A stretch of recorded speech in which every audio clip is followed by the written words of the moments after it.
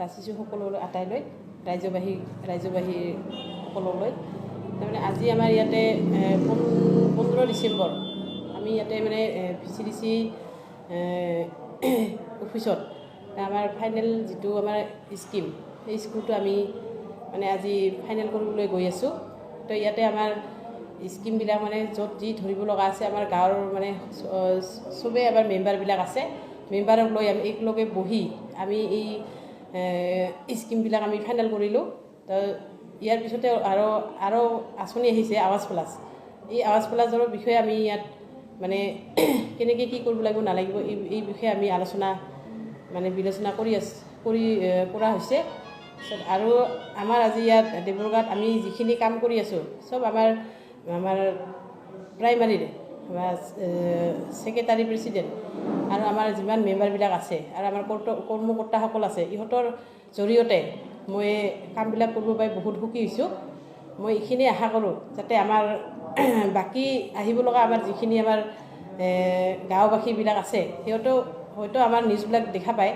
তো ইহঁতক মই এটাই অনুৰোধ কৰিম যাতে আমাৰ প্ৰমোদ ছাৰে ইমান ধুনীয়াকৈ আজি 2-2.5 বছৰত ইমান এটা ভাল উদ্দেশ্য লৈ কাম কৰি আছে।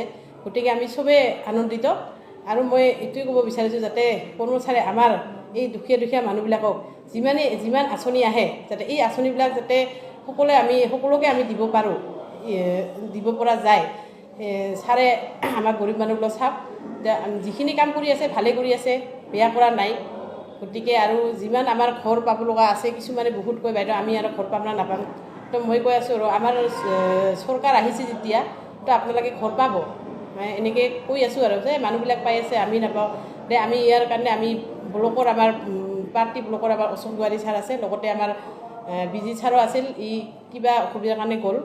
তো আমি এইখিনি আমি ইয়াতে আজি ধুনীয়াকৈ আৰু আমাৰ প্ৰাইমাৰীত আমি জইনিং প্ৰগ্ৰাম আমি অলপ আগতে পাতিছিলোঁ। তো ইয়াতে আমাৰ আজি 15জন জইনিং হৈছে। গতিকে আমি অতি আনন্দিত, অতি মানে বহুত ভাল লাগিছে আৰু কি। সেইকাৰণে মই চবেই ৰাইজক মই এটাই কথা ক'ব বিচাৰিছোঁ যাতে সকলোৱে আমাৰ নিচিনাকৈ যোগদান কৰক, একেলগে আহক, আমি সকলোৱে আটাই মিলি একেলগে যাতে কাম কৰিব পাৰোঁ এইখিনি মই ৰাইজৰ আগত মানে অৱগত কৰালোঁ। এইখিনি কৈ মই ইয়াতে সামৰণি মাৰিলোঁ। ধন্যবাদ। हानि दारैनो जोङो थाबथानो गोनां जायो। दा बेखौनो आं दिनै रायजो राजाफोरखौ फोरमायनो सानदों। मानोना जोंनि हा मेलाया गुबुन गुबुन जिल्लायाव जागासिनो दं। बियो खालि जोंनि बिटिआर मोनबा माने जिल्लायावल' जादों। जिहेतु दा थिग बेबायदिनो जोंनावबो थांनाय माबानिफ्राय लानानै 14 तारिखनिफ्राय लानानै 22 तारिखसिम जोंनावबो जोंनि क'क्राझार सार्कोल अफिस, दतमा सार्कोल अफिस, क'क्राझाराव बगरिबारि सार्कोल अफिस दङ। बे मोनफ्रोमबो सार्कोल अफिसाव हानि जायफ्रा जेंनाफोर मोनसे समनिफ्राय गोबाव सम दिन्दां जानानै थादोंमोन, बे दिन्दां जानानै थानाय समस्याफोरखौ दिनै जोंनि बिटिआर सरकार प्रमोद बर' सारनि दैदेननायाव दिनै बे खामानिफोरखौ मोजां मोनसे रायजो राजाफोरनो मोनसे स्कप होदों। जायफ्रा दिनै माने नामजारि जायाखैमोन, गोबां पेन्डिं जानानै दंमोन, नाथाय बिथांमोना दिनै नामजारि खालामनानै लानो हानाय दिनै सुबिदाखौ मोनदों। सोरनाबा जुदि बिफाया थैदोंब्ला, बिबौ थैदोंब्ला दिनैसिमबो नाम ट्रेन्सफार जायाखै, बिथांमोनाबो नाम ट्रेन्सफार खालामनानै लानो हागोन। आरो बे मा डकुमेन्ट्सफोर नांगौ बेखौ जुदि खालामनांगौब्ला बे डकुमेन्ट्सफोरखौ नोंथांमोना गाव गावनि सार्कोल अफिसाव थांनानै खबर लाहैनांगोन।